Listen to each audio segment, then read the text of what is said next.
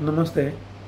सार्वजनिक ठिकाणावरून सर्व कुत्र्यांना हद्दपार करण्याचे आदेश सर्वोच्च न्यायालयाने नुकतेच सर्व राज्यांना दिलेले आहेत. याची जर अंमलबजावणी झाली तर नागरिकांना काय परिणाम भोगावे लागतील याविषयी मी माझे मत थोडक्यात मांडतो.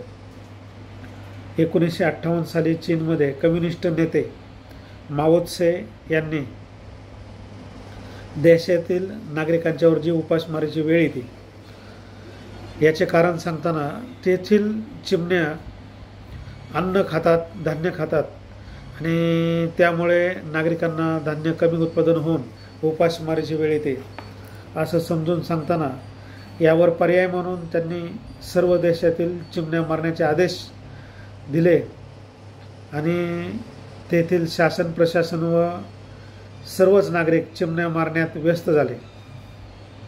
वर्षभरात चिमण्या मारून टाकल्या आणि चिमण्या मारल्यामुळं निसर्गाचा समतोल थोडक्यात बिघडला आणि चिमण्या धान्यासोबतच तेथील जे काही कीटक खात होते ते कीटक चिमण्या संपल्यामुळं त्यांची वाढ भरमसाठ झाली आणि त्यांनी उभ्या पिकांच्यावर दाढी टाकायला सुरुवात केली.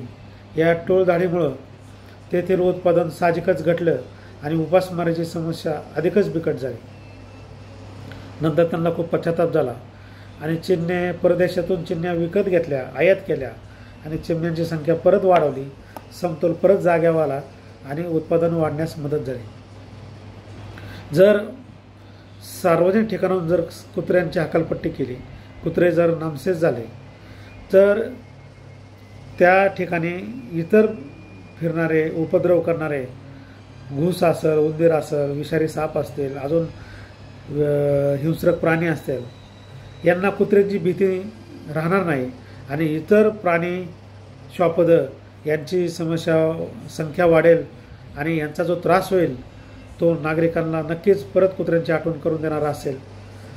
मला असं वाटतं की निसर्गाने प्रत्येक जो घटक दिलेला आहे, प्रत्येक घटकाची निर्मिती केलेली आहे, त्याचं प्रत्येकाचं असणं खूप महत्त्वाचं आहे आणि या नजरेतून निसर्गाच्या नजरेतून पाहिलं तर कुत्र्यांना हद्दपार करण्यापेक्षा सर्वांनी त्यांची काळजी घेणं, ते उपाशी राहून हिंस्र कसे बनणार नाहीत याची काळजी घेणं खूप गरजेचं आहे.